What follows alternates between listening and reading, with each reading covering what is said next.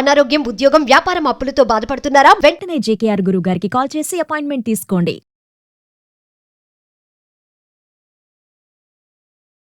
నమస్తే, welcome back to Suman TV. Kerala జ్యోతిష్య నిపుణులు, money coach, life coach, law of attraction, date of birth లేని వారికి పుట్టుమచ్చల శాస్త్రం, ప్రశ్న శాస్త్రం, మరి జాతకం తెలియచేయగల బ్రహ్మశ్రీ డాక్టర్ జేకేఆర్ గారు ఉన్నారు. గురుగారితో మాట్లాడదాం. నమస్తే గురుగారు. నమస్కారం అమ్మా. గురుగారు, ఇప్పుడు చాలా మంది వలస వస్తూ ఉంటారు కదా, అంటే సిటీయే తీసుకుందాం. హైదరాబాద్కి వచ్చే వాళ్ళు ఇల్లులు చూసుకుంటూ ఉంటారు, అంటే అద్దె ఇంట్లో ఉండేవాళ్ళు. అలాంటి వాళ్ళకు కూడా ఎలాంటి ఇల్లు కలిసి వస్తుంది, ఎలాంటి ఇంట్లో ఉండాలి, మంచిగా ఉంటుంది మనకి అని కూడా కొంతమంది చూసుకుంటారు. కొంతమంది ఏంటంటే హడావుడిగా వచ్చేసి సెటిల్ అయిపోవాలి, పిల్లలు స్కూల్స్, ఉద్యోగాలు అని చెప్పేసి ఏది కనిపిస్తే తొందరగా తీసుకోవడం, వెళ్ళడం, తర్వాత కొన్ని ఇబ్బందులు ఎదుర్కొంటూ ఉంటారు. సో సిటీకి వచ్చి కూడా ఒక ఇల్లు, మంచి ఇల్లు కలిసి రావాలి, మనకి ఇల్లు బాగుంటుంది, ఇల్లు బాగోదు అని ఎలా తెలుసుకోవాలంటారు? మంచి క్వశ్చన్ అడిగారమ్మా. నేటి కాలంలో వాస్తుని విశ్వసిస్తే 100% మనం కొన్ని తెలుసుకుంటే కనీసం ఇబ్బందులు లేకుండా ఉంటాం. సిటీలో అన్ని వాస్తు ప్రకారం ఉండటం అంటే చాలా కష్టంగా ఉంటుంది. వాస్తు ప్రకారం చాలామంది వాళ్ళ అవేర్నెస్ పెరిగింది, కడుతూ ఉన్నారు. కానీ అన్ని సమయాల్లో మనకి అన్నీ అనుకూలంగా మనకు దొరకపోవచ్చు. కాకపోతే కొన్ని మాత్రం కనీసం ఉండాలమ్మా. వాస్తు అంటే నేనేమంటానంటే ఇది నుప్పు లాంటిదమ్మా. నుప్పుని ఎవరు తొక్కినా కాలుతుంది. అది వానరా, దాంట్లో అద్దెకున్నాడా అనేది కాదు. నుప్పుని మనిషి కానీ ఏ వ్యక్తి అయినా ఎవరైనా సరే దాన్ని తొక్కితే కాలి తీరుతుంది. అదేవిధంగా వాస్తులో పరిపూర్ణ వాస్తులో ఇంటి ఉన్నట్లయితే వారికి అదృష్టం కూడా అలాగే కలిసి వస్తుంది. చాలామంది అందుకే నేను ఆ ఇంట్లో ఉన్నాను సార్, అద్దెకి నాకు చాలా బాగా కలిసి వచ్చింది అంటూ ఉంటారు. అలాగే ఆ ఇంట్లోకి వెళ్ళాను సార్, నేను అప్పులు పాలైపోయాను. దీనికి ఏంటి కారణం? అది నొప్పే కదా. అద్దెకున్నోడైనా వానరైనా కాలుతుందని మనం చెప్పుకున్నాం. అయితే ముందుగా తెలుసుకోవాల్సింది ఏంటంటేనమ్మా, సెప్టిక్ ట్యాంకుల విషయంలో చాలా జాగ్రత్తగా ఉండాలి. అంటే ఇప్పుడు డ్రైనేజ్ వ్యవస్థ వచ్చింది కొన్నిళ్ళలో, ఓకే, అది ఉంటే నో ప్రాబ్లం. ఒకవేళ లేకుండా ఉంటే ఆగ్నేయంలో కానీ వాయువ్యంలో కానీ, ఆగ్నేయంలో ఉంటే ఇంటిలో ఉండే యజమానురాలకి అంటే స్త్రీకి అనారోగ్య సమస్యలు, అలాగే అధిక ఖర్చులు అవుతూ ఉంటాయి. వాయువ్యంలో కనుక సెప్టిక్ ట్యాంక్ ఉన్నట్టయితే పిల్లల విషయంలో కొంత మాట వినరు, చదువులో కొంచెం వెనకబడతాం. మనం 2 పాయింట్లు, ఆర్థికంగా ఎదగాలి, అందరూ ఆరోగ్యంగా ఉండాలి, పిల్లలు బాగా వృద్ధిలోకి రావాలి. ఇదే కదా అసలు ముందు ప్రతి వ్యక్తి కోరుకునేది. అందుకని 2 విషయాల్లో జాగ్రత్త పడాలి. దీంతో పాటుగా అపార్ట్మెంట్లో కానీ ఇండివిజువల్ హౌస్లో కానీ లిఫ్ట్ ఒకటి మనం కంపల్సరీ అడుగుతున్నాం. ఏదో 2వ ఫ్లోర్ 3వ ఫ్లోర్ కూడా, ఇంతవరకు 4 ఫ్లోర్లు ఉన్నా నడిచి వెళ్ళేవాడు. ఈ లిఫ్ట్లు వచ్చి ఈశాన్య భాగంలో కానీ, అంటే వీరున్న అపార్ట్మెంట్కి ఈశాన్యంలో కానీ ఉండకూడదు. అంటే అవతలోడికి ఆగ్నేయంలో ఉంటుంది, యువతలోడికి ఈశాన్యంలో ఉంటుంది ఒక్కోసారి లిఫ్ట్.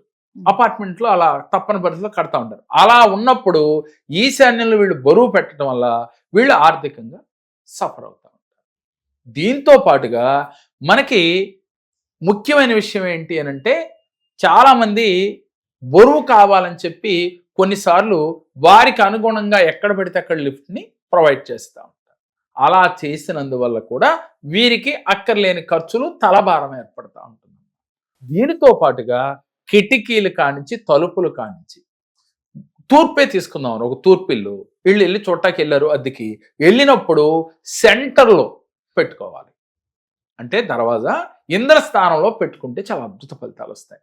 లేక ఈశాన్యంలో పెడుతూ ఉన్నా వీళ్ళు ఈశాన్యంలో పెట్టుకోవచ్చు. కానీ అలా కాకుండా వీళ్ళు ఆగ్నేయ భాగంలో గనక గుమ్మం వచ్చినట్లయితే వారికి అధిక ఖర్చులు, అలాగే ఇంట్లో ఉన్నప్పుడు కొన్ని చికాకులు వస్తూ ఉంటాయి. అలాగే ప్రతి వాళ్ళు కూడా ఇంట్లో ఈశాన్యం భాగంలో ఉంటే చాలా మంచిది అంట కదా అని అడుగుతూ ఉంటారు. వాస్తవంగా మంచిదేనమ్మా.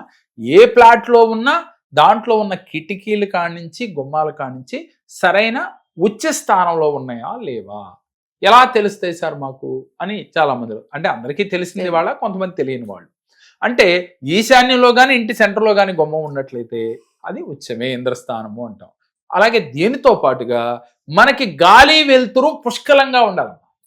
వాస్తు అంటే ఏంటి అంటే, నీ ఇంట్లో ఉన్న వారికి ప్రాణశక్తి పుష్కలంగా అందాలి. నేటి కాలంలో ఏమైపోయిందమ్మా, ఎండ అసలు ఎలా ఉంటుందో తెలియని పరిస్థితి. రాత్రి పగలు ఒకేలాగా అయ్యే రోజుల్లో ఉన్నాయి నేటి కాలంలో. అంటే నేను ఫ్లోర్లు కడతారు, చుట్టూ గాలి కూడా రాదు, వెలుతురు రాదు, కరెంటు పైనే ఉండాలి. పగల కూడా లైట్లు వేసుకునే ఉంటారు. అలాంటి ఇంట్లో ఉంటే సహజంగా వీళ్ళు అనారోగ్యాలు పాలవుతారు. దీనితో పాటుగా ఇంట్లో మనం ఏం కడుతూ ఉన్నాం, బాత్రూమ్స్ ఇంట్లోనే కడతాం. సెప్టిక్ ట్యాంక్స్ అని దాటి చెప్పుకున్నాం. దాంతోపాటు బాత్రూములు ఇంట్లో కడుతున్నారు. సెప్టిక్ ట్యాంక్స్ అంటే నగరాల్లో మనకు బయటకు పోతూ ఉన్నాయి. అట్లాంటప్పుడు అదేం చూసుకోవాల్సిన పని లేదు. కొన్ని ఏరియాల్లో సెప్టిక్ ట్యాంకులు విడిగా భూమిలో పెట్టాల్సి వచ్చినప్పుడు మాత్రమే చూసుకోవాలి. ఈ బాత్రూమ్స్ మాత్రం తెలుసో తెలియకో కొంతమంది ఈశాన్య భాగంలో కూడా పెడతా ఉన్నారు. అంటే వాళ్ళకి పరిస్థితి అనుకూలంగా లేనప్పుడు అది తప్పు. దీంతో పాటుగా ఉత్తర వాయువ్యంలో గోడ కాంచి కనుక బాత్రూమ్స్ కట్టినట్లయితే పిల్లల మీద దాని ఎఫెక్ట్ చూపుతా ఉంది. రెండోది, మనకి గుమ్మం ఎదురుగా బాత్రూమ్ ఉండకూడదు. అంటే ఒక బెడ్రూమ్ గుమ్మం ఎదురుగా బాత్రూమ్ పెట్టకూడదు. ఇలా పెట్టినా కూడా ఆ ఇంట్లో నెగిటివ్ ఎనర్జీ ఎక్కువగా ఉంటుంది. ఆ ఇంట్లో యజమానికి కొన్ని ఇబ్బందులు కలుగుతాయి. అంటే చాలా చిన్నవేనమ్మా. అలాగే పూజా గది, చాలా మంది పూజ చేసుకునే ఇంట్రెస్ట్ ఉంటుంది. పొద్దున లేవగానే ఆ పూజా గదిని తీసుకొచ్చి ఈశాన్యంలో పెట్టేస్తాం. పూర్వం రోజుల్లో ఈశాన్యమే పెట్టేవాళ్ళు. కానీ ఈశాన్యంలో బరువు పెట్టకూడదు కాబట్టి దాన్ని తీసుకొచ్చి ఇంద్రస్థానంలో గనక పెట్టినట్లయితే, అలానే కంప్లీట్ ఆగ్నేయంలో పెట్టక్కర్లేదమ్మా. కంప్లీట్ ఈశాన్యం కాకుండా, కంప్లీట్ ఆగ్నేయం కాకుండా ఆ మిగిలిన ప్లేస్లో కనుక వీళ్ళు పెట్టుకోగలిగినట్లయితే ఆ పూజ ఫలితాన్ని వీళ్ళు తీసుకోగలుగుతారు. వీరితో పాటు ఆ కుటుంబ సభ్యులందరూ కూడా ఆ ఫలితాన్ని పొందగలుగుతారు. పూజ చేసేది దేనికి? మన సమస్యలు తీరాలి, కుటుంబంలో ఉన్న వారందరూ ఆనందంగా ఉండాలి. మరి ఆ పూజా గది, కూర్చుని చేసే పూజా గది కూడా, ఆ ప్లేస్ కూడా సరైనదై ఉండాలి. అందుకని పూజా గది సెట్ చేసుకునే విధానం కూడా కరెక్ట్గా ఉండాలి.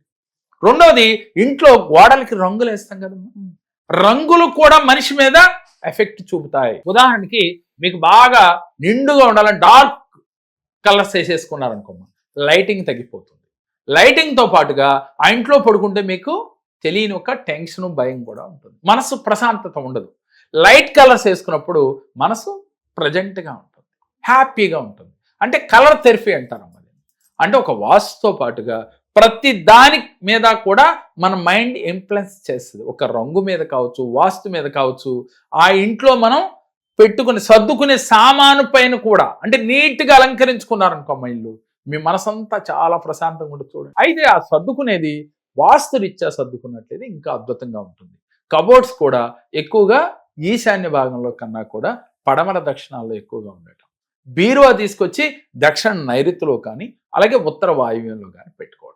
ఇలాంటి చాలా చిన్నవేనమ్మా. ఇలాంటివి చూసుకున్నట్లయితే చాలా అద్భుత ఫలితాలు వస్తాయి. అంటే రెంట్కి కూడానా అని అంటే, రెంట్ అయినా, ఇందాక మనం చెప్పుకున్నాం, రెంట్ అయినా సొంత ఇల్లు అయినా ఆ ఇంట్లోకి వెళ్ళాక నాకు బాగా కలిసి వచ్చింది, నేను ఇబ్బందులు పడ్డాను అన్న వాళ్ళు చాలా మందిని చూసాం కదా. అంటే వాస్తు అనేది ఒక నుప్పుతో సమానం అని చెప్తున్నాం కదా. నుప్పు అనేది తొక్కితే ఎవరికైనా కాలుతుందని. కాబట్టి రెంట్ అయినా సొంత ఇల్లు అయినా ఆ ఇంట్లో ఉండాలి అంటే కనీసం ఈ చిన్న చిన్నవన్నా మీరు ప్రికాషన్స్ పాటించాలి.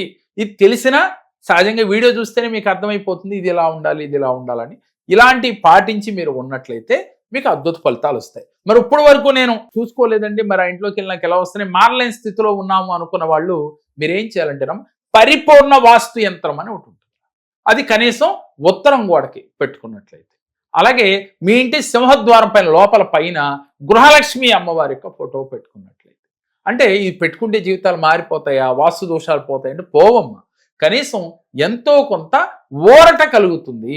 మరి మీరు అద్దెకున్నారా, సొంతిల్లా అనేది కాకుండా వాస్తుని విశ్వసించిన వారు ఈ నియమాలు కనీసం, చాలా చిన్నవే నేను చెప్పింది, ఈ నియమాలు కనీసం పాటిస్తే మీరు హ్యాపీగా ఉంటారు, ఆనందంగా ఉంటారు.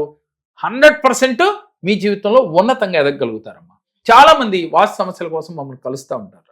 వారికి పరిపూర్ణ వాస్తు అంటే ఎలా ఉంటుంది, మీరు మంచం ఎటు దిక్కులో ఎక్కడ వేసుకోవాలి, కబోర్డ్స్ ఎక్కడ కట్టాలి, కంప్లీట్ డిజైన్ చేసి కొత్తగా ఇల్లు నిర్మించుకున్న వాళ్ళైతే, అలాగే పాతగా కట్టిన వారైతే వాళ్ళని ఇది తప్పుంది, గోడ రిమూవ్ చేయండి అని చెప్పకుండా దానికి ప్రత్యామ్నాయంగా ఏం చేసుకోవాలో వారికి తెలియచేసి ఆ ఇంట్లో సుఖశాంతులు వచ్చేటట్టుగా చేయడమే ఈ కేరళ జ్యోతిష్యం యొక్క ముఖ్య ఉద్దేశం.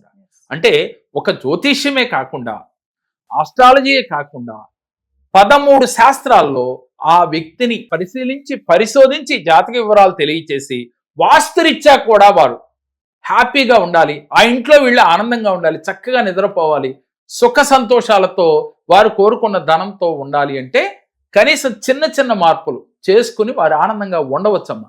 అందుకని ఎవరైనా సరే అలాంటి సమస్యలు, వాస్తు దోషాలతో బాధపడుతుంటే కంగారు పడకుండా ఈ కేరళ సంఖ్యా జ్యోతిషాన్ని ఒక్కసారి సందర్శించండి. చిన్న చిన్న రెమెడీస్తో ఆ సమస్యల నుంచి ఈజీగా బయటపడే చేయడమే మా ఉద్దేశం. మీరు తెలుసుకోవాలి అంటే స్క్రీన్ పై స్క్రోల్ అవుతున్న నెంబర్కి కాల్ చేస్తే మరిన్ని వివరాలు తెలియజేస్తారు. నమస్తే. నా పేరు మహేశ్వరి. నేను ఇదివరకు చాలా సమస్యలు ఉండేదాన్ని, కానీ జేకే సార్ దగ్గర వచ్చిన దగ్గర నుంచి కూడా చాలా సమస్యల నుంచి గట్టెక్కాను. నేను అన్ని విధాలా చాలా మంచి జరిగింది నాకు. అందుకే నా పిల్లల గురించి కూడా మళ్ళీ నేను సార్ దగ్గర వచ్చాను.